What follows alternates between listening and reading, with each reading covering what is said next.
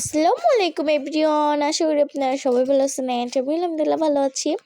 তো আজকে আমি আর আমার আম্মু একটু বাইরে বের হয়েছিলাম, স্বপ্নতে যাব।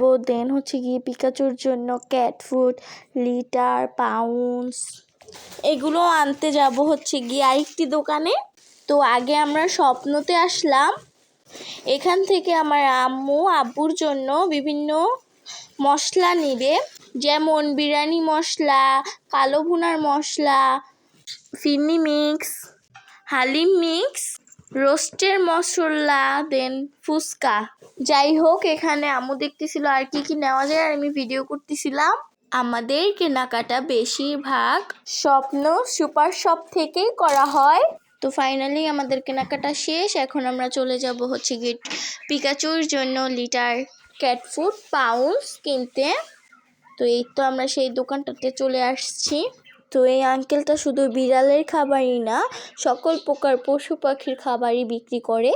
তো আম্মু এখানে পিকাচুর জন্য লিটার নিল, ক্যাট ফুড নিল আর পাউন্স নিল।